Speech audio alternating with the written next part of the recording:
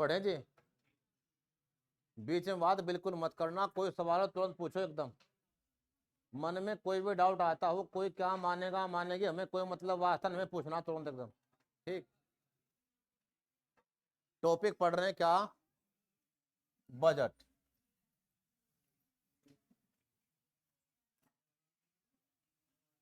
और इसमें पढ़ रहे हैं क्या? बजट है किसी देश की आय और व्यय का लेखा जोखा, income expenditure detail of any country.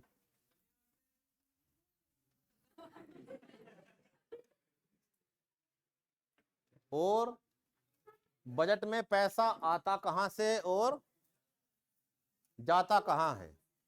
तो पैसा आता है दो रूप में, रेवेन्यू रिसिप्ट्स और कैपिटल रिसिप्ट्स, राजस्व प्राप्तियां और पूंजीगत प्राप्तियां। राजस्व प्राप्तियां, इस देश में रहना है तो सरकार ने जो भी टैक्स हम पे लगाया है वो हमें चुकाना पड़ेगा, और हम उससे नहीं भाग सकते ना मना कर सकते। ऐसा करेंगे तो हमारे खिलाफ कार्रवाई होगी तुरंत एकदम, सरकारी कानून के अनुसार। तो राजस्व प्राप्तियों का अर्थ क्या है ये तो हमने जान लिया। एक बात बाकी है, क्या इसकी विशेषताएं क्या है, कैरेक्टरिस्टिक्स, वो किससे पता लगती हैं कि इसका सोर्स क्या है? तो सरकार को राजस्व प्राप्तियां जहां से मिलती हैं वो दो साधन है, एक तो टैक्सों से, सरकार को आय होती है टैक्स से, टैक्स रेवेन्यू, और दूसरी बिन टैक्स के।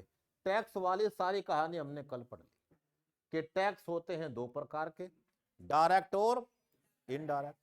जो डायरेक्ट टैक्स है इसकी परिभाषा हमने पढ़ ली, टैक्स इंपैक्ट, किस पे इंपैक्ट पड़ा, और टैक्स इंसिडेंस, किसने चुकाया, दो वर्ड। इंपैक्ट, किस पे टैक्स का बोझ पड़ा, और इंसिडेंस, किसने उसे चुकाया। अगर दोनों एक पे ही हो तो डायरेक्ट टैक्स, और बोझ तो पड़े किसी पे, ये ट्रांसफर कर दे किसी पे, तो क्या, इनडायरेक्ट टैक्स।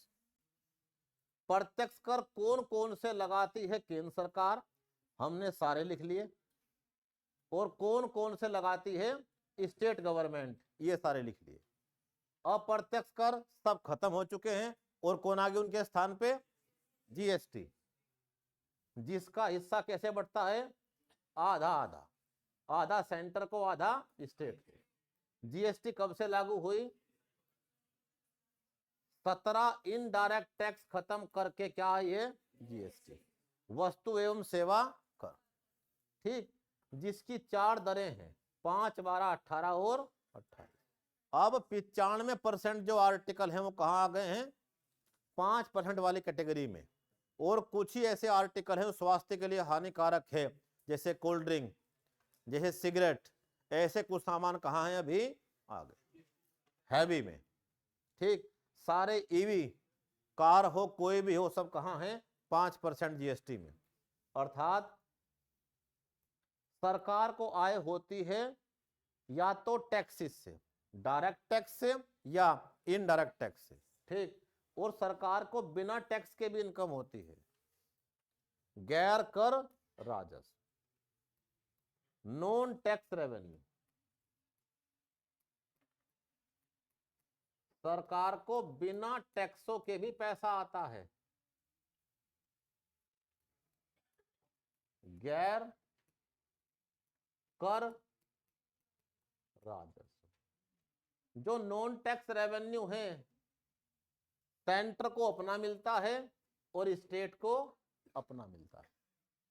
सरकार को बिना कर के भी, बिना टैक्सेस के भी आय होती है, कैसे, इसे कहते हैं गैर कर राजस्व। केंद्र को अपने मिलते हैं और राज्यों को अपने मिलते हैं, ठीक। अब ऐसे कौन कौन से साधन हैं जिससे भारत सरकार पैसा बनाती है बिना किसी टैक्स के? केंद्र को अनुदान कौन देता है?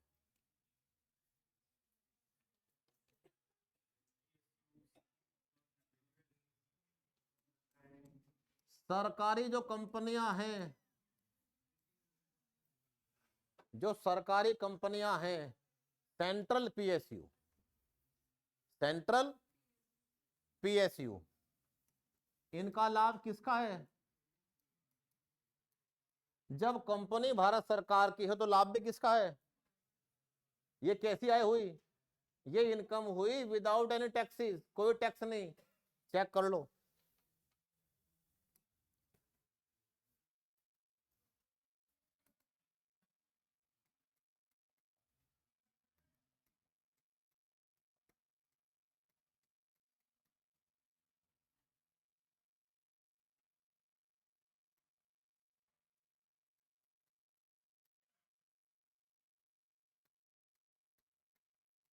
दो 2025 में भारत सरकार की सरकारी कंपनी ने कितने पैसे बनाए हैं?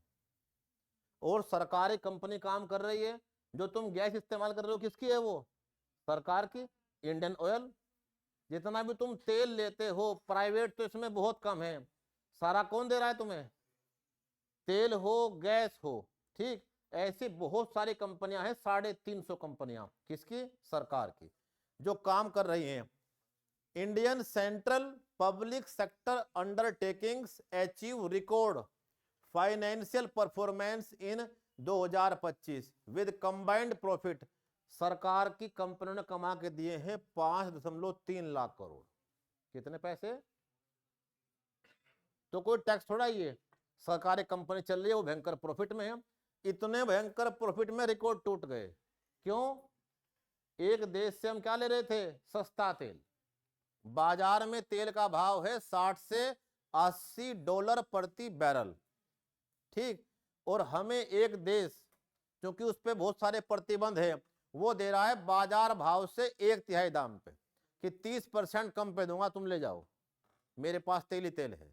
दुनिया में सर्वाधिक तेल है किसके पास? वेनेजुएला के। और नंबर 2 पे कौन है? रूस। रूस। और वो रूस पिछले 3 साल से हमें भयंकर तेल दे रहा था, और हम भयंकर प्रॉफिट में हैं। जो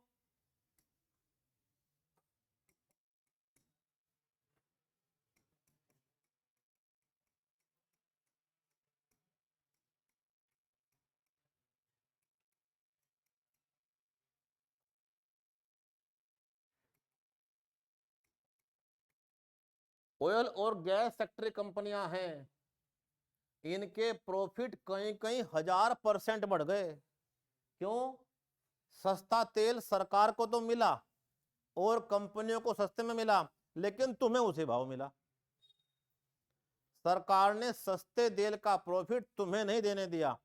सरकार चाहती तो 90 रुपए का तेल 60 पे बिकता बड़े आराम से, तब भी सरकार को फायदा होता। लेकिन अब फायदा हो रहा है डबल का। तेल आ रहा है 35 से 40 रुपए लीटर, और तुम भरवा रहे हो 90 रुपए लीटर। और ये सारा लाभ कौन ले रहा है? सरकार और सरकारी कंपनियां, ठीक। जो भी ये तेल कंपनी कर रही है, करप्शन कुछ नहीं, ये तो प्रॉफिट है।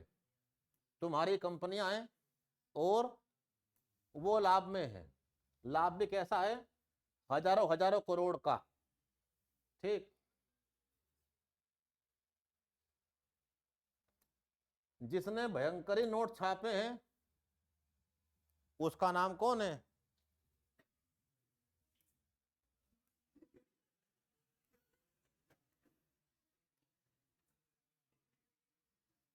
उसका नाम है रिलायंस पेट्रोलियम। ओएनजीसी का प्रॉफिट है 3 लाख करोड़, आईओसी का है 2 लाख करोड़। इस कदर के प्रॉफिट्स हैं, यानी बहुत भयंकर लाभ कमाए हैं सरकारी कंपनियों ने।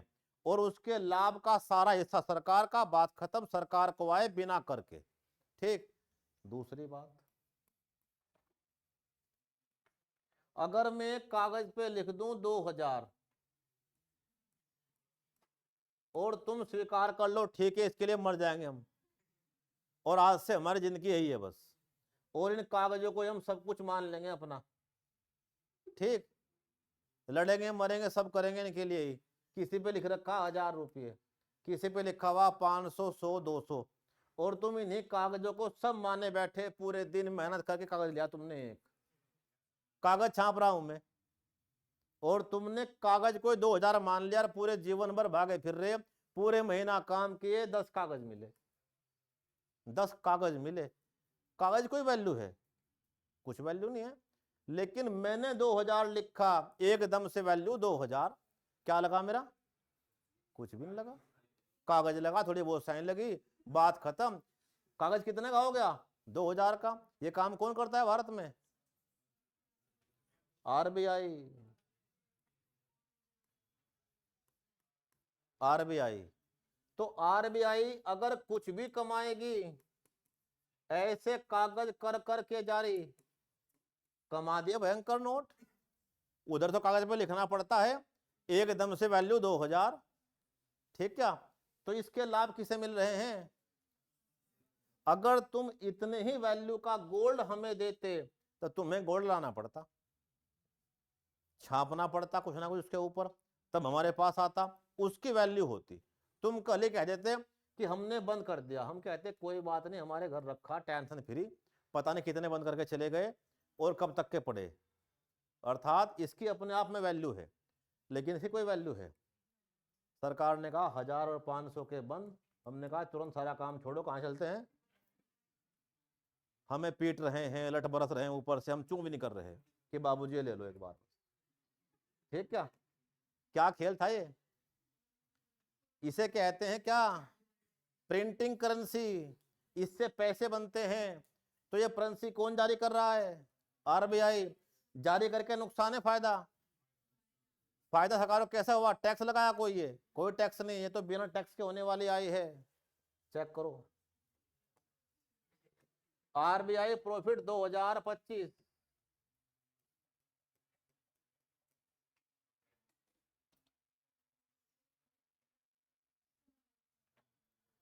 ₹3,38,000 नोट छप रहे हैं भयंकर।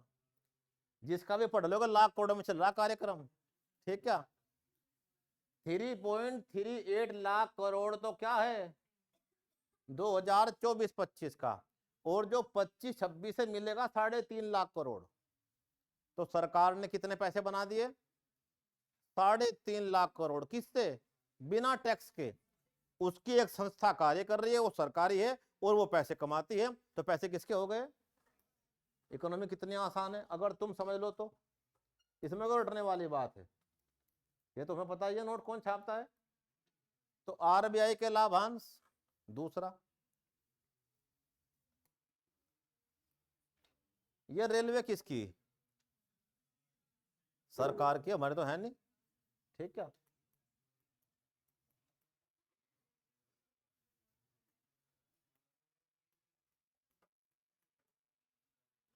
Railway profit, net revenue surplus, total revenue 3 lakh crore, और सब कुछ काट के बचा 3,000 करोड़। यानी ये 3 लाख करोड़ का पैसा घुमा रही है कंपनी, और प्रॉफिट में है 3,000 करोड़ के। ये मेट्रो के लाभ, सबके लाभ। सरकार ने लगाए 2.5 लाख करोड़, तो वो क्या कमाती है, कहां से कमा रही है, एटसेट्रा। तो इंडियन रेलवे किसकी है? सरकार की। जो कमाएगी किसके लिए कमाएगी? सरकार के लिए। कैसी आय हुई? बिना टैक्सों के। रेलवे का railway dividend, railway dividend and profits,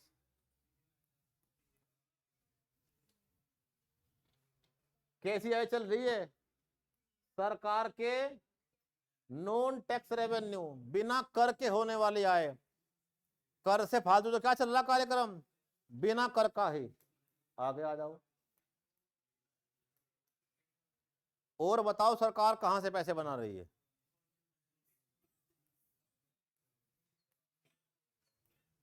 public sector banks. Public sector banks, इनके क्या लाभांश? जो भी ये लाभ कमाएंगे किसका है वो? पूरी भारत का जो सबसे बड़ा बैंक है वो भारत सरकार का ही है, एसबीआई।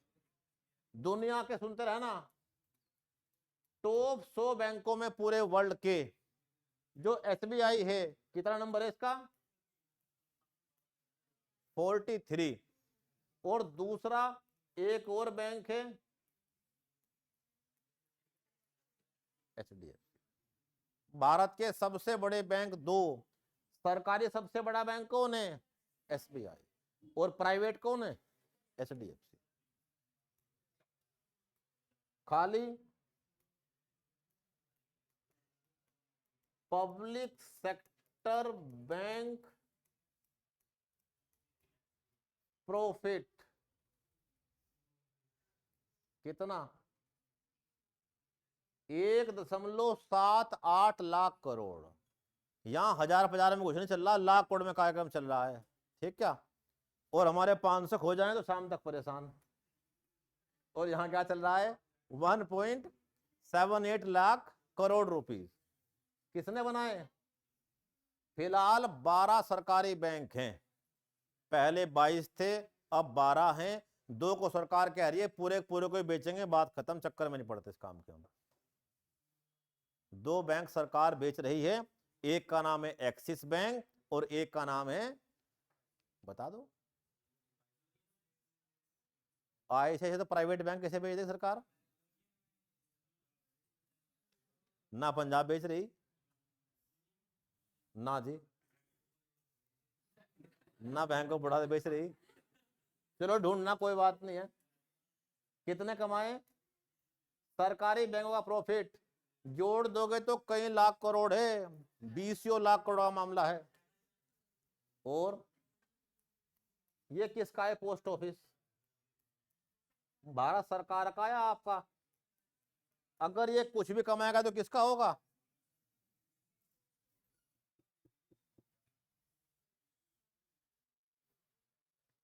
आगे अब सरकार कह रही है, कमाल है सरकार के, अब चलना पड़ेगा।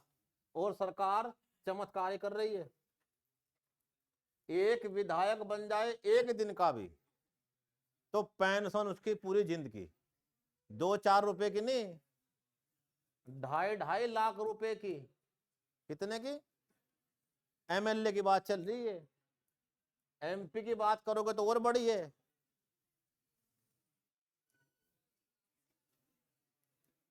पूरे इंडिया में सर्वाधिक पेंशन और वेतन भत्ते किस राज्य के विधायकों के हैं? उत्तराखंड के। राज्य जरासार कैसे लूट रहे हैं मिलके। ठीक है?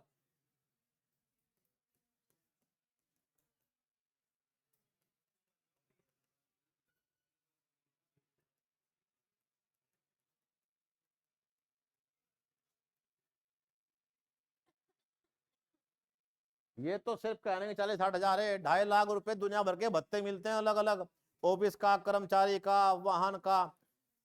कमाल तो ये है 9,000 रुपए मिलते हैं।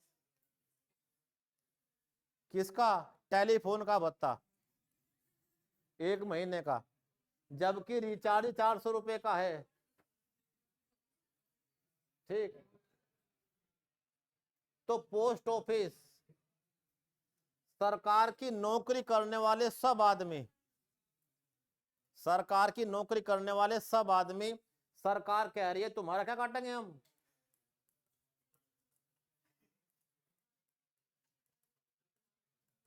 ये जो पेंशन फंड है ये कौन काट रही है? सरकार। हर महीने 4-4, 5-5 हजार तुम्हारे कट रहे हैं, पूरे जीवन कटेगा जब तक जॉब करोगे। ये पेंशन फंड कटने के बाद कौन रखेगा? सरकार। और इसे कहीं लगाएगी और पैसा बनाएगी। तो जो पेंशन फंड है इससे भी सरकार को आय होती है। पेंशन फंड आदि से आए, बिना किसी टैक्स से होने वाली इनकम है। पेंशन फंड जिसे बोलते हैं provident fund, provident fund, pension fund. अब सरकार कभी कभी क्या करती है? सरकार लगाती है जुर्माने, पेनल्टी। ठीक क्या? गवर्नमेंट पेनल्टीज, सरकारी जुर्माने। सरकार की बिना टैक्स के होने वाली आय है किसी पे 100 करोड़ लगा दे, 50 लगा दे, 10 लाख लगा दे, वो कैसे आय हो गई? बिना टैक्सों की। आगे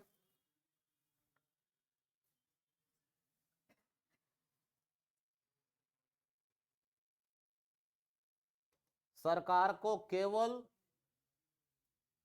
टैक्स से ही नहीं, बिना टैक्स के भी इनकम होती है। बात क्लियर ना?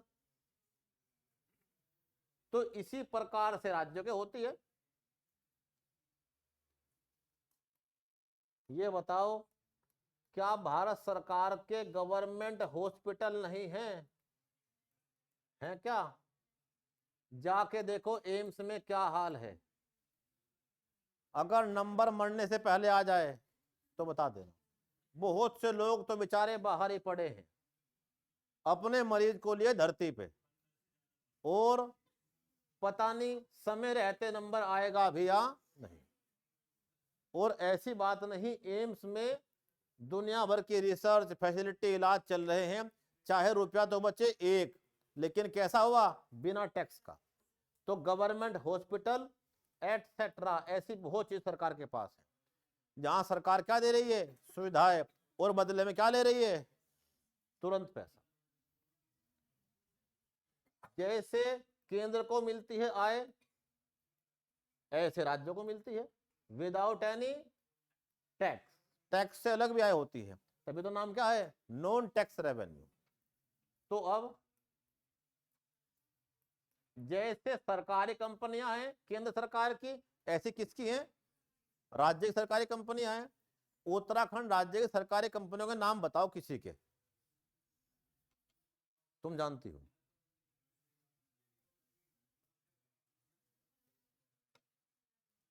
घर में बिजली कौन दे रहा है तुम्हारे?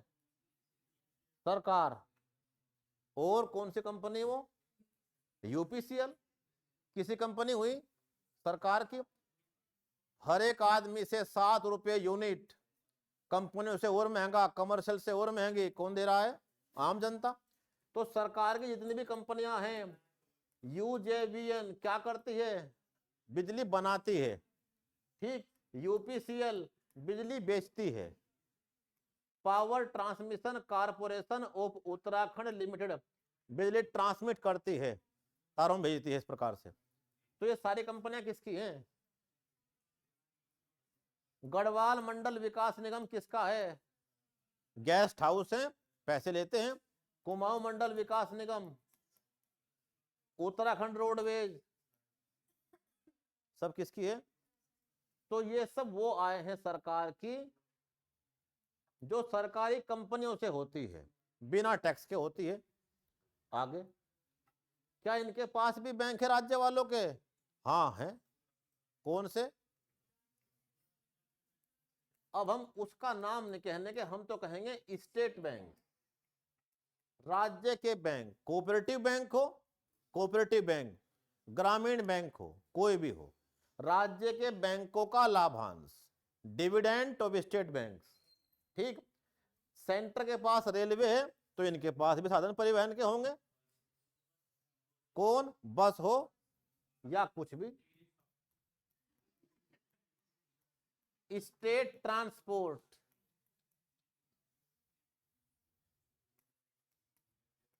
राज्य परिवहन से होने वाली आय किसी रूप में होती हो, ठीक। क्या आगे? इसके पास बैंक है, इसके पास भी बैंक है। पोस्ट ऑफिस इसके पास नहीं है, ठीक। क्या पेंशन फंड भारत सरकार का मैटर है, उसमें पैसा कटता है, वही पेंशन देता है। लेकिन राज्य सरकार भी जो कुछ पदों की पेंशन है वो कटवाती है ईएसआईसी से, ठीक। क्या पेनल्टी, ये भी लगाती है पेनल्टी। तुमने क्या कर दिया? ये मकान बना दिया अभी, तुरंत कौन आ ली? एचआरडीए। गलत बना रखा हुआ है साबित। इसका क्या लगा तुम्हारे ऊपर? जुर्माना 5 लाख दो, तब ठीक होगा। तो तुम्हें भरना पड़ेगा 5 लाख रुपए। क्या बोलते हैं इसे? कंपाउंडिंग। क्या कहते हैं इसे? कंपाउंडिंग। अगर नक्शा मैप के अनुरूप नहीं है तो सरकार जुर्माना लेती है, कहीं कहीं लाख रुपये। 2-4 रुपए की बात नहीं चल रही। ये पैसा कैसा मिल रहा है? Government penalties. छापा मारे, कोई सामान पकड़ ले, कोई दंड दे दे, कोई पेनल्टी लगा दे। जैसे भारत सरकार के हॉस्पिटल हैं, ऐसे किसके हैं? स्टेट सर्विसेज, उसमें हॉस्पिटल्स एटसेट्रा। ये स्कूल कुछ पैसे नहीं लेते सरकार के? लेते हैं, चाहे फीस 1 रुपया क्यों ना हो। इंटर कॉलेज वगैरह बहुत सारे कॉलेज ऐसे हैं, वहां से पैसे आते हैं। यूनिवर्सिटी फीस नहीं लेती अपनी, लेती किसकी यूनिवर्सिटी है वो? सरकारें कैसे आई हो गई?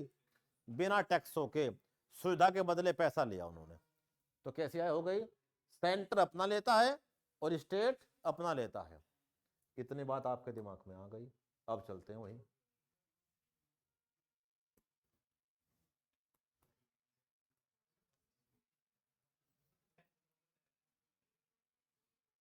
पैसा कहां से आता है? राजस्व प्राप्तियां। इसका मतलब विशेषताएं अब पता लगने वाली है। इसके सोर्स हमने देख लिए, बहुत जगह और हैं, इसके तो कोई लिमिट ही नहीं है। सिंचाई से भी आते हैं, लगान एक्सेट्रा, वो टैक्स का हिस्सा है। सोर्स कैसा? टैक्स रेवेन्यू और नॉन टैक्स रेवेन्यू। टैक्स में क्या क्या आया और किसने कहां से लाए, और नॉन टैक्स में सेंटर कहां से लेके आया, स्टेट कहां से लाया। हमने पूरी बात कर ली। अब देखो इसका मतलब और विशेषता है। मतलब तो आप जान चुके हैं, किसी देश में रहने के लिए सरकार द्वारा निर्धारित किए गए कर आदि आपको चुकाने पड़ेंगे। आप और हम उससे नहीं भाग सकते। It is a legal mandatory payment. Legal mandatory payment यानी स्वैच्छिक नहीं कि मेरा मन नहीं करा देने का, देना ही पड़ेगा, बात खत्म। गरीब हो अमीर हो कुछ भी हो, सबके लिए बराबर है। अगर आप पेट्रोल पंप पे जाओगे तो जो भी रेट है, तुम ये नहीं कह सकते मैं तो बहुत गरीब आदमी भाई 2-4 रुपए छोड़ दे, ऐसा होने का नहीं। वही बात देना पड़ेगा जो वहां पे है। जिस बिस्किट पे जिस पे जो भी जीएसटी लगी हुई है सबको देनी पड़ेगी, तन पे कपड़े हो चाहे ना, बात खत्म। यानी ये तो टैक्स क्या होता है? एक लीगल मैंडेटरी पेमेंट, आपको चुकाना पड़ेगा हम सबको। तो इसका मतलब क्या है? Legal mandatory payment. अब इसमें विशेषता क्या है ये बताओ। सरकार ने तुम्हारे ऊपर पैसा टैक्स लगाकर इकट्ठा किया हो या बिन टैक्स के इकट्ठा किया हो, उसका कुछ घटा है? कुछ भी नहीं घटा। उसे कुछ चुकाना पड़ेगा तुम्हें? कुछ भी नहीं चुकाना। यानी इससे सरकार की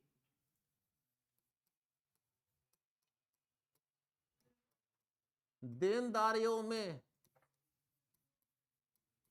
वृद्धि नहीं होती। It note increment in government liabilities. लिखते रहे ना। क्या विशेषता है इसकी? इससे सरकार की देनदारियों में वृद्धि होगी नहीं। तुम्हारे ऊपर टैक्स लगाया, कोई देनदारी सरकार के ऊपर आई, कोई देनदारी नहीं तुम्हें चुकाना, बात खत्म, छुट्टी। तो ये सामान खरीदोगे जीएसटी दोगे, छुट्टी। सरकार कैसे इस्तेमाल करेगी उसका मामला है, वो बाध्य नहीं किसी चीज के लिए। देनदारियों में कोई वृद्धि नहीं होती। आपसे हमसे सरकार ने इतनी आय प्राप्त की, टैक्सों से और बिना टैक्सों के भी। क्या सरकार की संपत्ति में कोई कमी आई? कुछ भी नहीं आई। क्या घटा उसका? कागज पे लिख के कह जाए 2000 हम माने बैठे, और अपना पूरा बहुमूल्य जीवन कहां भागे फिर रहे? इन कागजों के चक्कर में ही। ठीक है। यानी जो व्यवस्था उसने चलाई है, ये पूरा देश उसी के अनुसार बंध के चल रहा है जैसे भी वो चला रहे हैं। उसकी दी हुई एक नौकरी है चपरासी की, हम चाह रहे हमें बना लो बाबू, हम चपरासी बनने को तैयार फिर रहे। क्या व्यवस्था है ये? क्योंकि उसका सम्मान ज्यादा है और काम से अच्छा। तो देनदारियों में कोई वृद्धि नहीं होती। और सरकार की संपत्ति होती है अपनी, और परिसंपत्ति होती है किसी और की संपत्ति की देखभाल कोई और करता हो, इसे कहते हैं एसेट्स। परिसंपत्तियों में कोई कमी हुई? बताओ। नहीं। कोई परिसंपत्ति में कमी नहीं होती, नो डिक्रीमेंट इन एसेट्स। हर बात समझनी पड़ती है, समझेगा वही जो बोर्ड पे कंसंट्रेट होगा और पढ़ो के साथ बात नहीं कर रहा होगा, बहुत से पीछे बैठे डिस्टर्ब करते रहते हैं। देनदारी कुछ नहीं, संपत्ति में कमी कुछ नहीं, कोई पेमेंट करना आपको उसे वापस नहीं, कोई भुगतान नहीं करना है, no payment, no asset decrement, no liability, बात खत्म। ऐसी प्राप्तियां कहलाती हैं, सुनते रहना, जीएसटी एक ही बार देनी या बार बार देनी? बार बार देनी, जितनी बार सामान लोगे उतनी बार दोगे। एक सामान पे एक ही बार देनी, बार बार देनी। एक गाड़ी लोगे एक बार देनी, दोबारा लोगे दोबारा दो, तीसरी बार दो, जब तक जिंदा रहोगे देते रहना, बचने के तो नहीं। तो इसकी टेंडेंसी कैसी है? रिकरिंग। क्या है ये? रिकरिंग। यहां निरंतरता रहती है। टैक्स जिंदगी में एक ही बार देना, रोज रोज देना, रोज रोज देना, हर जगह देना जब तक जीवित रहोगे। तेल लेने जाओगे वहां टैक्स दोगे, खाने पीने का सामान लोगे वहां टैक्स दोगे, पढ़ाई लिखाई रोड पे जाओगे वहां टैक्स दोगे, घर में बच सकते हो, घर से बाहर निकलते टैक्स शुरू। तो क्या है?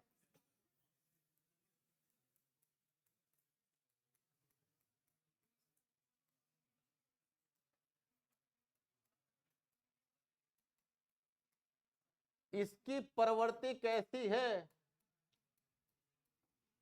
निरंतर। ये तो काम चलता ही रहना है। इस साल का कर इस साल चुकाया, अगले साल वाला अगले साल चुकाएंगे। तो सरकार का ये खेल तो रुकने वाला नहीं है।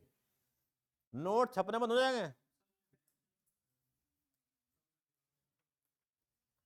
क्या विशेषताएं हैं? क्वेश्चन सुनना ध्यान से इतना पढ़ने के बाद। निम्न में से क्या राजस्व प्राप्तियों की विशेषता नहीं है? तो जो है वो ध्यान रखो। क्या? एक तो इसमें निरंतरता अर्थात बारंबारता की प्रवृत्ति होती है। It has the tendency of recurring. ये तो निरंतर बनी रहती है, सरकार पे आए कभी नहीं रुकती, हर साल आती रहेगी। इस साल के प्रॉफिट इस साल आएंगे, अगले वाले अगले साल आएंगे। टैक्स हम निरंतर चुकाए रहे हैं, दुनिया भर का सामान रात दिन बिक रहा है, सरकार पे कहा जा रही है जीएसटी। तो कैसी प्रवृत्ति इसकी? बारंबार चलती रहेगी, रुकने का नहीं काम है। क्या सरकार की देनदारी में कुछ कमी आई? इस आय को प्राप्त करने के लिए टैक्स या बिना टैक्स से सरकार की देनदारी में कोई वृद्धि हुई? कोई देनदारी में वृद्धि नहीं, बात खत्म। बिना टैक्स से कंपनी हमारी थी, लाभ हमारे हुए, छुट्टी। और टैक्स से तुम पे लगा, चुकाओ, छुट्टी, काम खत्म।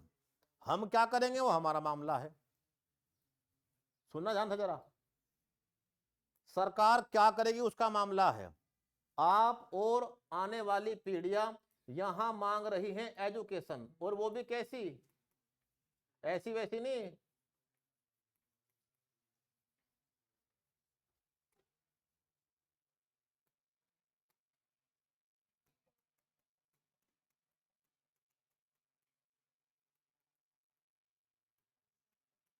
देख लो क्या टाइप कर रहा हूं मैं।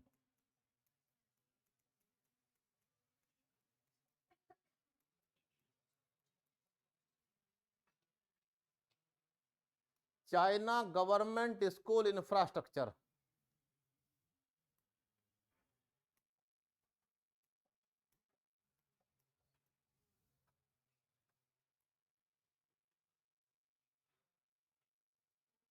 चाइना के स्कूल ऐसे हैं आप कल्पना भी नहीं कर सकते।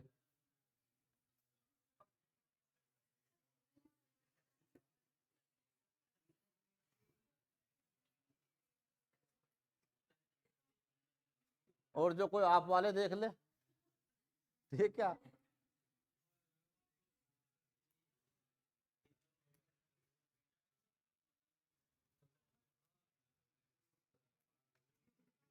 तो और ये जो है हॉस्टल है गवर्नमेंट स्कूल का। तो ये जो स्कूल है इसी से ही हमारा फ्यूचर डिसाइड होता है कि हमारे देश किस डायरेक्शन में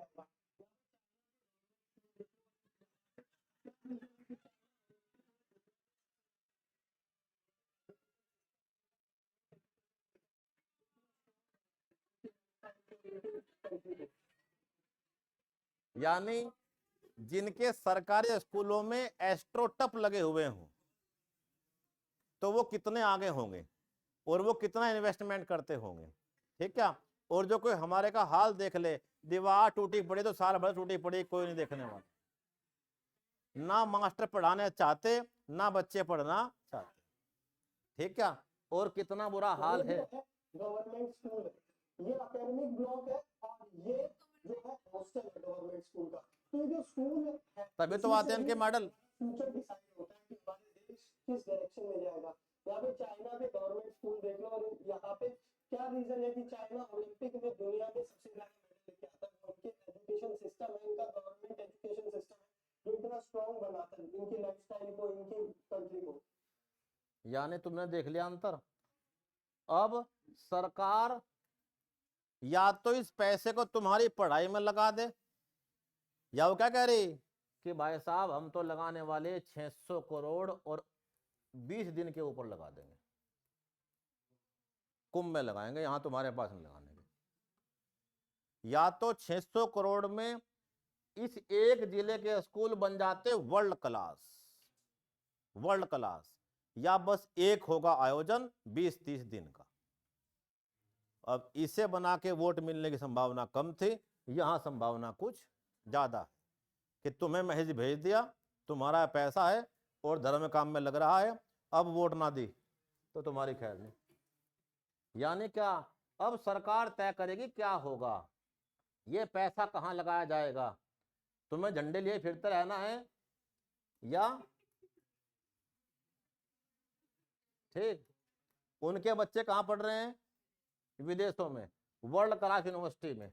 एक का भी भारत में नहीं पढ़ रहा, बहुत कम ऐसे होंगे। सेंटर के सारे मिनिस्टर्स के बच्चे अमेरिका एक्सेट्रा हैं। ज्योतिरादित्य सिंधिया बच्चे अमेरिका, पीयूष गोयल बच्चे और बच्ची दोनों अमेरिका। तो और जो आम आदमी वो क्या फिर रहा बेचारा, जरा जरा जॉब के लिए संघर्ष करता। सरकार पे कितना पैसा है तुम्हें मैंने इसीलिए दिखाया बार बार, कहीं कहीं लाख करोड़ के प्रॉफिट्स 2-4 के नहीं चल रहे, उसे कहां कोई लगाएगा, ये सरकार की मनसा के ऊपर डिपेंड है। क्या है, तुमने सुना विधान से, कोई देनदारी है उसके ऊपर, कोई देनदारी में वृद्धि नहीं हुई, इस आय से आगे होगी वृद्धि भी, इससे देनदारी में कोई वृद्धि नहीं है। हमने सबने चुकाया अपना कर, परिसंपत्ति में कोई कमी नहीं हुई। और सरकार को भुगतान करना आपको मुझे कोई नहीं करना। और इसकी प्रवृत्ति कैसी है, नेचर, बारंबारता, ये तो चलता रहा काम, ये तो हर साल आने हैं, प्रॉफिट भी हर साल आने हैं। प्रॉफिट घट रहे हैं बढ़ रहे हैं, 26% बढ़ गए, इतने बढ़ गए। टैक्स घट रहे बढ़ रहे हैं, बढ़ रहे हैं, हर चीज पे बढ़ रहे हैं।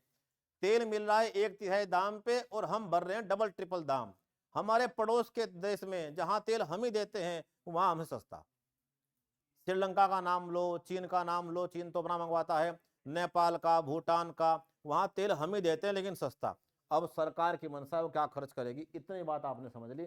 क्या होती है रेवेन्यू रिसीविंग्स, इसका मतलब क्या है, इसकी विशेषताएं क्या है, इसके सोर्स क्या है। एक तो पैसा आता है टैक्सेस से और एक आता है नॉन टैक्सेस से।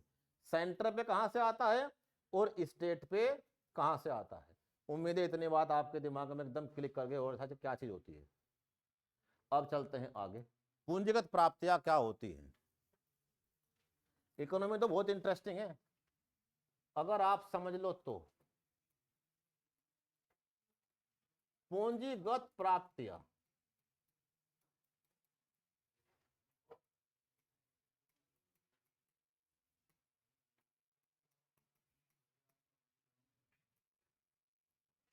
कैपिटल रिसीविंग्स,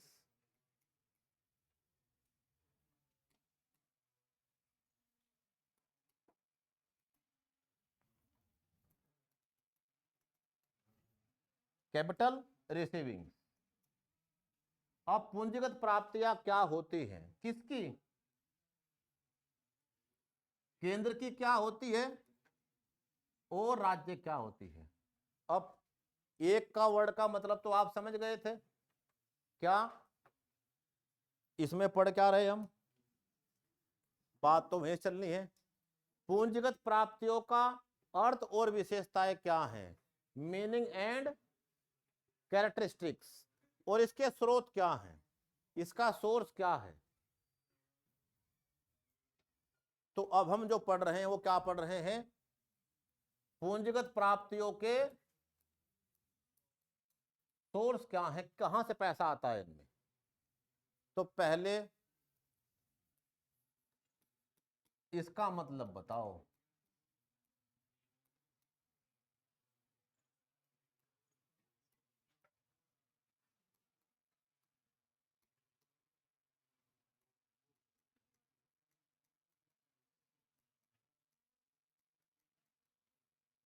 मनी, एसेट, कैपिटल, ये क्या अंतर है। ये तो मैं कह रहा हूं धन, और ये कह रहा हूं संपत्ति। कोई और मैनेज करे तो परिसंपत्ति, और ये है पूंजी। क्या मतलब, तीनों नाम क्यों अलग है, डिफरेंस क्या है। आपकी जेब में 100 रुपये हैं, तो ये 100 रुपये क्या है, मेरे पास एक धन है जिसका मैं तुरंत इस्तेमाल कर सकता हूं।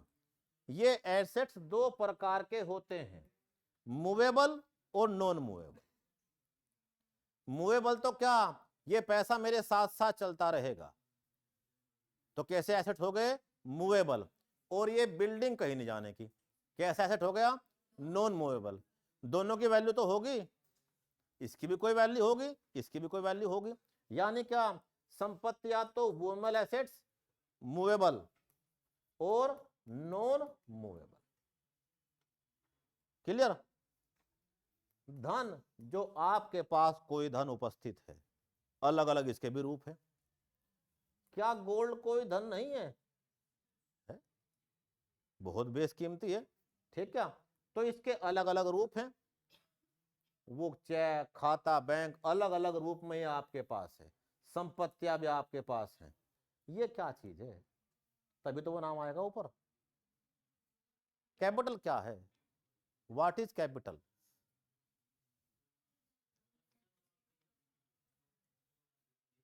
अभी तक ये संपत्ति मेरे पास है और ये खाली है, मैं इसका कोई इस्तेमाल नहीं करता। अभी तक पैसा मेरी जेब में है, मैं कोई इस्तेमाल नहीं कर रहा हूं, पैसा इतना ही है। अगर मैं कोई इस्तेमाल नहीं करने का, तो ये जो कि तो रहेगी। अगर मैं अपने पैसे कोई इस्तेमाल नहीं करने का, वो बढ़ जाएंगे कहीं पे, नहीं बढ़ सकते। तो जब मैं अपने पूंजी और धन को, अर्थात एसेट्स और मनी को कहीं इन्वेस्ट करता हूं,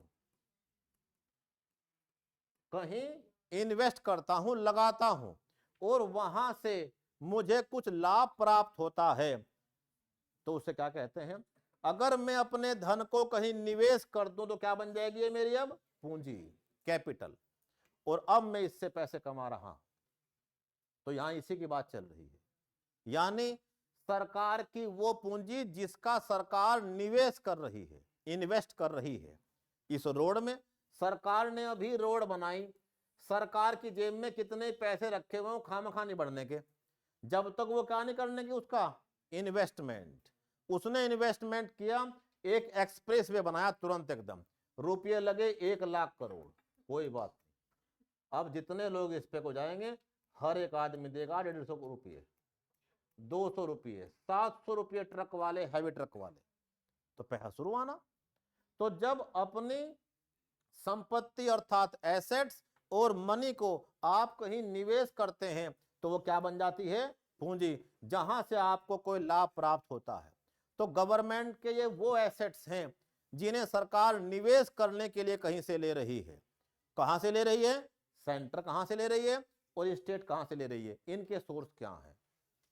बात दिमाग में आएगा कि क्या मतलब है पूंजी का, और कैसे अपने धन को लोग क्या कर रहे हैं, इन्वेस्ट, और उससे कुछ अर्निंग कर रहे हैं। तो अब सेंटर अर्थात केंद्र सरकार और स्टेट अर्थात राज्य सरकार कहां कहां से और कैसे कैसे पूंजी लेके आती है। पूंजी क्यों लेके आती है, क्योंकि उससे कहीं इन्वेस्ट करना है, अपने घर रखने तो कोई नहीं लाता, किसी काम के लिए तो पूंजी लाएंगे। तो सेंटर के पास विकल्प हैं 2। सेंटर के पास कितने विकल्प हैं, पूंजी देश के अंदर से ले आओ, या पाकिस्तान बन जाओ। जहां जहां जा रहे कटोरा साथ चल रहा है कि अंकल जी मिल तो लिया, कुछ दे भी देते थोड़ा बहुत। किसके हालात चल रहे हैं? पाकिस्तान। पाकिस्तान क्या बन चुका? कंगालिस्तान। यानी देश के अंदर से लो चाहे विदेश से लो, अब देश के अंदर से पैसा, देश के अंदर से पैसा आरबीआई से उधार ले लो, वित्तीय संस्थान से लो जैसे LIC एक्सेट्रा। तो देश के अंदर से बहुत सारे विकल्प हैं, देश के बाहर से विकल्प हैं, या तीसरी बात एक थर्ड ऑप्शन भी है, तुम भी वही काम शुरू कर दो पाकिस्तान वाला। पता चला बहुत अमीर अमीर आदमी घूमने आ रखे हैं, उन पे खूब पैसे हैं, और हमारे बच्चे उथल पुथल रोते, बुरी हालात होते। यार क्या हो रखा है इनका, ये तो बहुत दुखी हो रखे यार। लो बेटे कुछ ना कुछ खा लियो पी लियो, कोई दिक्कत नहीं। क्या था ये कि किसी को दया आ जाए हमारा हाल देख के। स्कूलों का, अस्पतालों का तो बड़े तो बुरे हालत हो रखी है भाई, ये पकड़ो पैसे हम कुछ दान कर देंगे। इसे क्या बोलते हैं? ग्रांट। तुम्हें ग्रांट मिली और तुमने कोई अस्पताल, स्कूल, कोई सामान, कोई चीज कुछ ना कुछ बनाई। ठीक, जैसे भगवान बुद्ध का मंदिर बन रहा है बोध गया में, और भगवान बुद्ध कम से कम 30-40 कंट्री में पूजे जाते हैं, उनके आराध्य भगवान हैं। तो उन देशों ने कहा हमारा भगवान आपके देश में थे, उनका ऐसा मंदिर बनाना बेहतरीन वाला, सोना हम देंगे। तो थाईलैंड ने क्या दे दिया? 350 किलोग्राम सोना, कि कोई बात नहीं ये लो हम देंगे। जापान ने कहा भगवान बुद्ध की यूनिवर्सिटी दोबारा ठीक कर दो, पैसे हम देंगे। तो हम तो इस चक्कर में फिर रहे, कोई ना कोई दे दे। ठीक क्या? तो ऐसी बहुत सारी संस्थाएं हैं। वर्ल्ड बैंक ये भी ग्रांट देती है बहुत सारे काम के लिए। तुम्हारे बच्चे, उनके पैर खराब हो गए, उन्हें पोलियो होगा, उन्हें 2 बूंद क्या दे दियो जिंदगी की। कौन पिलवा रहा था पैसे की? वर्ल्ड बैंक, फ्री में। क्या था ये? चुकाना किसी कुछ नहीं, अनुदान, ग्रांट। ये जो है गवर्नमेंट स्कूल है, ना ना परमिट ब्लॉक रोड नहीं देखना।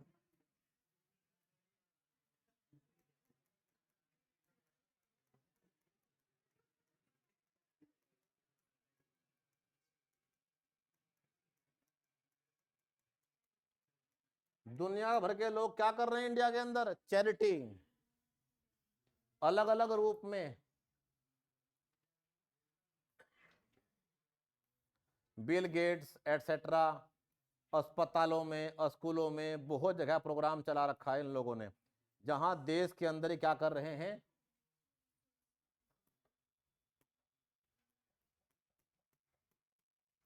बहुत सारे शहरों में स्लम एरिया है।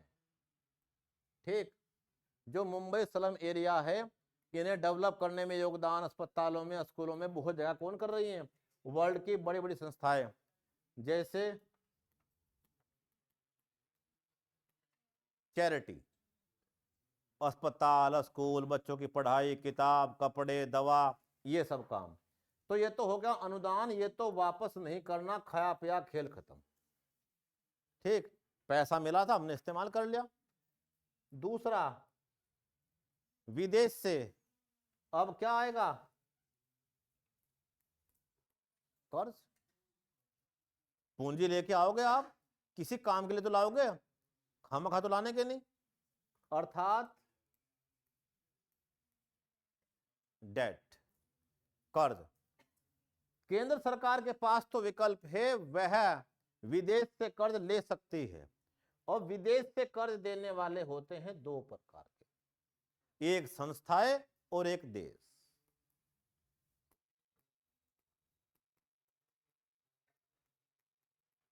संस्थाएं और इंस्टीट्यूशंस, ऑर्गेनाइजेशंस एंड कंट्री। हमें कर्ज दे रहा है कौन? हमारा मित्र राष्ट्र जापान। जो पैसा लगाएगा वही तो पैसा कमाएगा, बात क्लियर। अगर मैं अपना पैसा तुम्हें दे दूं और तुम किसी बिजनेस में लगाओ और पूरी मेहनत करो और कमाओ, तो मैं तो बिना कुछ करे कमा रहा हूं क्योंकि मेरा पैसा है।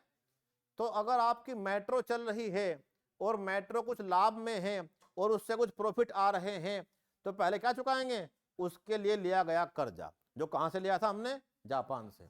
अभी भारत में चलने वाली बुलेट ट्रेन, क्या ले रखा हमने? कई लाख करोड़, 1 लाख समथिंग करोड़। बेईमान बनने में कोई दिक्कत नहीं। कौन बना बैठा? पाकिस्तान या अन्य। अगर बनोगे तो भविष्य में मिलने का नहीं। क्या बन जाओगे? डिफॉल्टर। सम्मान सारा खत्म, साख खत्म।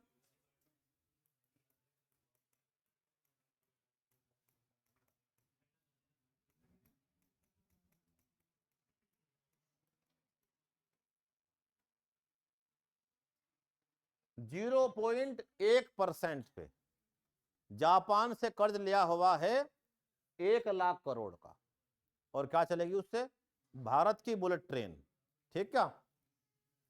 तो ऐसा बहुत सारा कर्ज हमने किससे ले रखा है? भारत में बुलेट ट्रेन क्या चल रही? कर्जे पे। और कर्जा कौन दे रहे हैं? जापान के वित्त मंत्री। हम तो हाथ हिला के बता रहे कि ले लिया, ये मिल गए थे और क्या बनवा रहे भारत में? Bullet train. ठीक क्या? क्लियर? ऐसे जापान है, ब्रिटेन है, बहुत से कंट्री हैं जो हमारे कंट्री को लोन दे रहे हैं, कर्ज दे रहे हैं अलग अलग प्रोजेक्ट पे एक्सेट्रा पे। ऐसे यहां है अंतरराष्ट्रीय मुद्रा कोष, विश्व bank, Asian development bank, new development bank, बहुत सारे वर्ल्ड की संस्थाएं हैं जो पैसे देती हैं अलग अलग प्रोजेक्टों को। हाइड्रो प्रोजेक्ट को रुड़की में 200 करोड़ रुपए से यहां का सीवर सिस्टम ठीक हुआ। कहां से पैसा आया था? एशियन डेवलपमेंट बैंक, एडीबी से। ठीक क्या? और इतना बड़ा काम चला। तो हम विदेश से भी कर्ज ले सकते हैं, केवल सेंटर के आदमी, स्टेट के नहीं।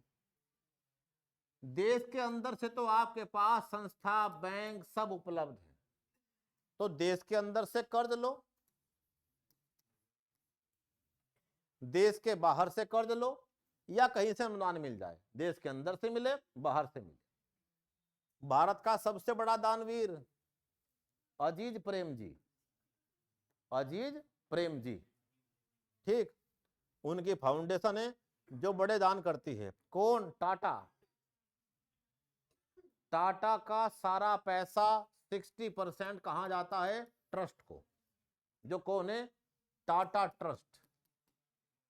और वो उसे खर्च करते हैं दुनिया भर में, भारत में एटसेट्रा में। ठीक, अलग अलग मंदिरों पे, अस्पतालों पे, स्कूलों पे, एजुकेशन इंस्टीट्यूट के ऊपर एटसेट्रा के। ठीक,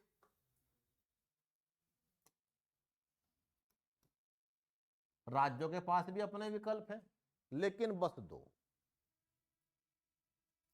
राज्य विदेश से कर्ज नहीं ले सकता, अनुच्छेद 293। क्यों? क्यों? क्या पता राज्य कल को दिवालिया हो जाए, और क्या पता वो कर चुका ना पाए। पता चला हमारा बॉर्डर लगता है किससे? चीन से, और उत्तराखंड ने चीन से कर्ज ले लिया, कर्ज ले लिया भयंकर, और ये चुका पाया ना। और चीन ने क्या कहा कि ठीक है फिर तो उत्तराखंड हमारा होगा। और तुम क्या बन गए अब से? चिंगमिंग चो। हम फिर रहे परेशान कि हमें चिंगमिंग चो नहीं बनना भैया।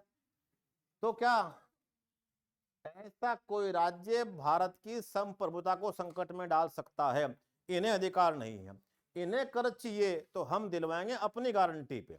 एशियाई विकास बैंक से लो, वर्ल्ड बैंक से लो, कहीं से लो, हम दिलवाएंगे भारत सरकार। तो राज्य विदेश से कर्ज नहीं ले सकते, ये तो बस देश से ले सकते हैं। और इन्हें क्या मिल सकते हैं? इन्हें भी मिल सकते हैं अनुदान। तुम्हें कुंभ करवाना, चलो कोई बात नहीं, 500 करोड़ हम दे रहे हैं, चालू करो कार्यक्रम। कौन कह रहा है? भारत सरकार। अभी 2 दिन पहले ही 500 करोड़ के फंड जारी किए हैं भारत सरकार ने कुंभ के लिए। ठीक क्या? और इतना सारा काम कहां होगा? बस एक सिटी में। 500 करोड़ लग के तो बन जाए उसका पेरिस। लेकिन तुम 5 साल बाद फिर जाना, अगले कुंभ में फिर लगेंगे 5,000 करोड़, सिटी जो की तो। यानी बहुत बड़ा क्या होता है, करप्शन।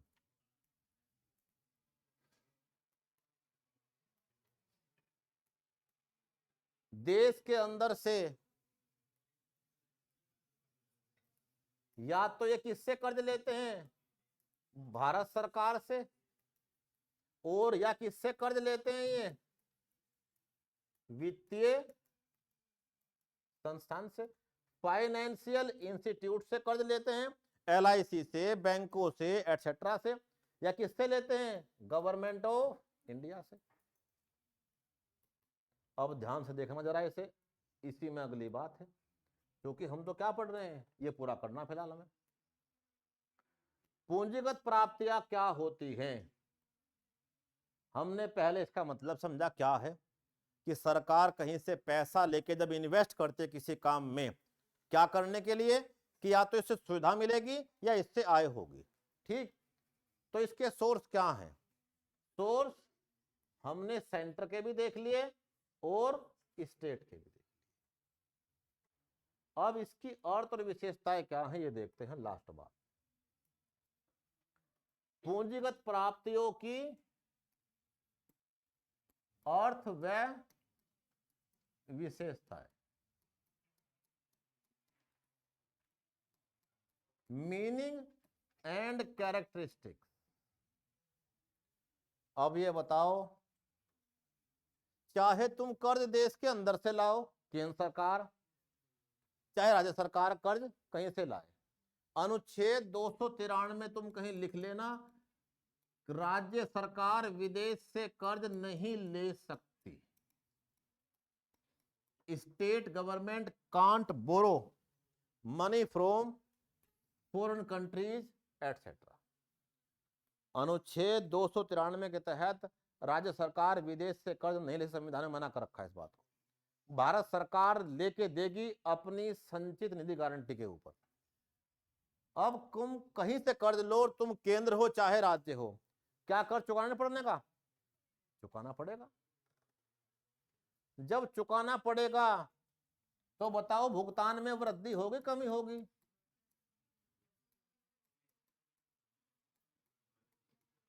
जब तुम कर्जा लेके आए हो तुम्हें चुकाना नहीं है क्या, वो चुकाओगे तो पेमेंट क्या होगा, इंक्रीज, तुम्हें भुगतान करना पड़ेगा।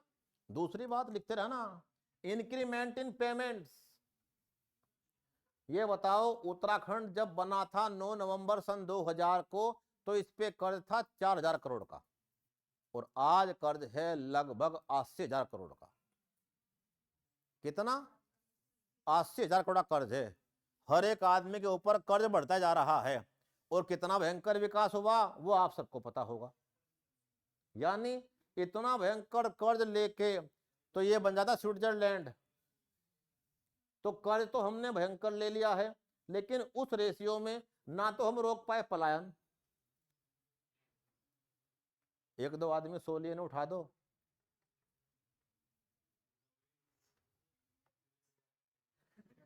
एनर्जी होना आदमी के अंदर बहुत जरूरी है। ठीक, क्या भुगतान में वृद्धि। सेकंड बात, इंक्रीमेंट इन पेमेंट। देनदारी किसकी होगी, तुम कर्जा लोगे तुम्हारी देनदारी है, बात खत्म। तो कर्जा केंद्र ले चाहे राज्य ले, देनदारी तो उसकी है, चुकाना पड़ेगा। तो देनदारियों में कमी होगी वृद्धि होगी, देनदारियों में वृद्धि। Increment in liabilities, increment in liabilities, increment in liabilities, देनदारी में वृद्धि होगी। अब ये बताओ, तुम्हारे पास 100 रुपये हैं, लेकिन इस 100 में से 60 रुपये किसी और के हैं, और ये किसके हैं, कर्जे के।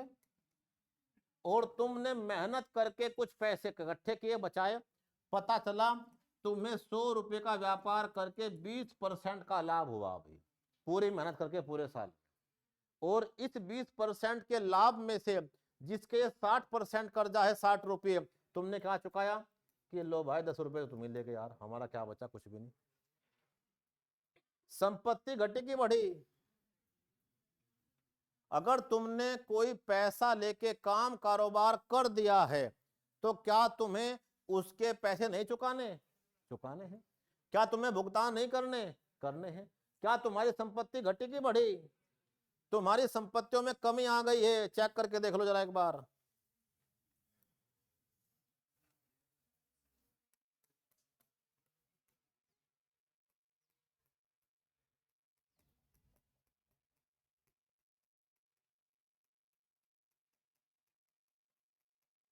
देखो भारत पे कुल कितना विदेशी कर्ज है? 747 बिलियन डॉलर के आसपास। 747 बिलियन डॉलर इतना विदेशी कर्जा है तुम्हारे ऊपर। तुम्हारा ही देश है, कौन चुकाएगा? तुम चुकाओगे और तुम्हारे कौन चुकाएंगे? बच्चे। चेक कर लो। आज के समय में जो सरकार के लिए एक बड़ी चिंता का सबब बना हुआ है वो है कि सरकार जो टैक्स कलेक्ट कर रही है उसके बाद सरकार का ही नहीं, चाहे वो डायरेक्ट टैक्स हो, इनडायरेक्ट टैक्स हो, या फिर सरकार की डिसइन्वेस्टमेंट पाइपलाइन या फिर आरबीआई से 2.7 लाख करोड़ का बिल है। सरकार देखा जाए तो ऑप्शन छोड़ नहीं रही, इसके बावजूद सरकार पर कर्ज बढ़ता चला जा रहा है। अब हमारे सामने आए हैं, उस पर भी हम थोड़ा सा बात करें। देखिए पिछली तिमाही यानी कि अप्रैल से जून 2025 की एक्सटर्नल डेट यानी कि विदेशी कर्ज 11 अरब डॉलर से बढ़कर 747 अरब डॉलर के आसपास। आप ये समझिए कि उधारी 1.5% की दर से बढ़ रही है। आप ये भैया 1.5% की बढ़ोतरी कोई इतनी बड़ी बात नहीं, तो आप जरा इसे इंडियन रुपीज में समझिए ताकि आपको थोड़ा सा वाइडर पिक्चर और क्लियर पिक्चर समझ में आए। इस फिस्कल ईयर यानी कि FY 2025 में भारत का जो एक्सटर्नल डेट है वो करीब 63 ट्रिलियन रुपए तक पहुंच गया है। अब इसमें दिक्कत क्या है? इसकी वजह से सरकार के, आरबीआई के या एक आम जनता के सिर पर चिंता की लकीरें क्यों? तो आप ये समझिए कि अभी तक भारत सरकार अपनी डेट का मैक्सिमम हिस्सा इंटरनल डेट में दे रही है, यानी उसका मैक्सिमम हिस्सा जो डेट का मैक्सिमम हिस्सा। लेकिन इस साल जो एक्सटर्नल डेट इसमें काफी हद तक लोन ले लिया है, यानी कहीं ना कहीं भारत पर विदेशी कर्ज का जो बोझ है वो तेजी से बढ़ता है, जो कि भारत की इकोनॉमिक स्टेबिलिटी के लिए बिल्कुल अच्छी खबर है। अब सबसे बड़ी बात है कि इस डेट का सीधा लिंक हमारे रुपए की स्टेबिलिटी से, यानी जितना स्टेबल और मजबूत रुपया है उतना ही कम आपका डेट है। अब ये मैं क्यों कह रही हूँ? क्योंकि आरबीआई के मुताबिक रुपए की डिप्रिसिएशन की वजह से जो डेट है वो ही 5.1 अरब डॉलर। इसका मतलब समझ पा रहे हैं? अगर रुपया मजबूत होता है तो जो क्वार्टरली डेट में सिर्फ 6.2 अरब डॉलर का ही इजाफा होना था वो उतना ही होगा, ना कि 11 अरब डॉलर। इस कर्जे का एक बड़ा हिस्सा जो कि करीब 54% के आसपास है सिर्फ अमेरिकी डॉलर में ही लिया है। इसके अलावा अगर बाकी डेट की हम बात करें तो वो जापानी येन और यूरो में लिया गया है। इसके अलावा IMF का भी हमारे टोटल डेट में लगभग 5% का शेयर आप मान के चलिए, और सिर्फ 30% के आसपास ही जो एक्सटर्नल डेट है वो रुपए में लिया गया है। मतलब हमारे फॉरेक्स रिजर्व पर काफी हद तक प्रेशर है जो बढ़ता चला है। अब अगर फॉरेक्स की बात कर रहे हैं तो भारत के पास मार्च 2025 तक 668.3 बिलियन डॉलर का फुल एक्सटर्नल डेट का लगभग आप मान लीजिए कि 93% हिस्सा कवर। ये कवर साल दर साल जो है वो घटते चला जाता है। एक साल पहले हम अपने फॉरेक्स रिजर्व से अपने एक्सटर्नल डेट का लगभग 97% हिस्सा कवर कर सकते थे। पर एक जो इंटरेस्टिंग बात इसमें सामने आ रही है वो ये है कि भारत का जीडीपी रेशियो मार्च से बढ़कर 19.1% तक पहुंच गया है, जो जून में घटकर 18.9%। क्या समझे भारत पे किस कदर कर्ज है? $747 बिलियन का विदेशी कर्ज है भारत पे। भारत की जीडीपी का 19.1% कर्ज है। तो जितना कर्ज भारत पे बढ़ेगा, देनदारी घटेगी बढ़ेगी? बढ़ेगी। भुगतान करने पड़ेंगे। हमारे बजट में दूसरा सबसे बड़ा खर्चा कौन सा है? इस कर्ज का भुगतान। इसके जो ब्याज चुका रहे हैं, मूलधन चुका रहे हैं। संपत्तियों में क्या आएगी?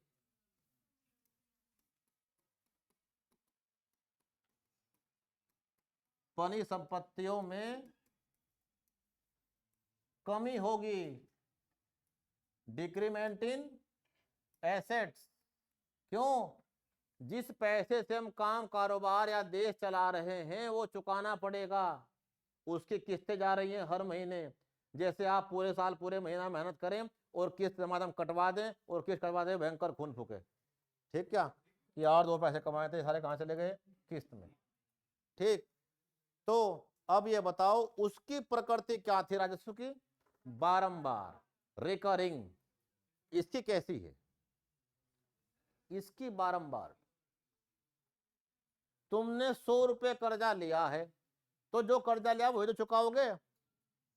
जिसका चला गया बात खत्म, या वो फिर मांगने आ जाएगा? बात क्लियर? यानी इसकी प्रकृति कैसी है? इसकी प्रकृति है नॉट रिकरिंग, यानी इसकी प्रकृति है कम होने वाली, डिक्रीजिंग। यानी ये तो घट रहा है अगर आप ब्याज चुका रहे हैं, लेकिन आप घटने दे ही नहीं रहे। आप तो अभी क्या देखा कि हर साल बढ़ाते जा रहे हो। अब इसके नाम पे कर्जा ले लें, इसके नाम पे कर्जा ले लें। कौन देगा इस कर्जे को? तुम दोगे, तुम्हारे बच्चे देंगे, उनके बच्चे देंगे। क्यों? ये जो कर्ज की मार है किस पे पड़ने वाली? हाईवे बनेगा कर्ज से। कर्ज से तो टोल टैक्स एक वाहन का 150 रुपये। जाके दिखाओ दिल्ली 3 टोल टैक्स पड़ेंगे, 500 रुपये तो रोड पे चलने का टैक्स आएगा। ठीक क्या? ऐसे ही हर प्रकार की सेवा क्या हो जाएगी? महंगी। अगर कर्जे के पैसे से काम करोगे तो तुम्हें कर्जे का पैसा निकालना पड़ेगा। तुम्हारे ऊपर इनकम टैक्स बढ़ेंगे, जीएसटी बढ़ेगी, तेल के दाम बढ़ेंगे, सरकार तुमसे वसूल करेगी। पैसे का कर्ज लेके लाभ तो लिया चंद आदमियों ने, और चुकाएगा पूरा देश। तो देनदारियों में वृद्धि होगी, भुगतान में वृद्धि होगी, और संपत्तियों में क्या होगी? कमी। और इसकी प्रवृत्ति कैसी है? इसकी प्रकृति है कैसी? डिक्रीजिंग, यानी पैसा लेके देना पड़ेगा। अब सरकार बड़ा गेम खेलती है, आम जनता को पता नहीं चल पाता। आप और मैं तो अपने घर का या किसी भी चीज का कोई भी काम करेंगे, हमारे पास कितने पैसे हैं उसके हिसाब से करेंगे। पहले क्या देखेंगे? अपनी आय, और फिर क्या करेंगे? लेकिन सरकार क्या कर रही है? पहले अगले 1 साल में बजट में तुम्हारे ऊपर ये करेंगे, वो करेंगे, ये करेंगे। पैसा हमारे पास इतना है नहीं। करेंगे किससे? कर्जे के पैसे से। ठीक क्या? 16 लाख करोड़ रुपए हमें बाहर से लाने पड़ेंगे, कहीं ना कहीं से, देश के अंदर से ले या बाहर से ले। तो ये 16 लाख करोड़ रुपए जो हमारे ऊपर कर्जा बना हुआ है, इससे हमारा काम हो रहा है। आय हमारी कम है, खर्च हमारे ज्यादा हैं, तभी तो हम क्या चल रहे हैं? घाटे में। खर्च ज्यादा, आय कम, पढ़ने हमें आ गए। यहां तक की बात बताओ, समझे क्या आप? प्राप्तियां पूरी, रिसीविंग्स, राजस्व प्राप्तियां और पूंजीगत प्राप्तियां। इसका मतलब क्या है? विशेषताएं क्या है, सोर्स क्या है? इसका अर्थ और विशेषताएं क्या है और सोर्स क्या है? अब कैसे इनका खर्च होगा, मिलेंगे आगे।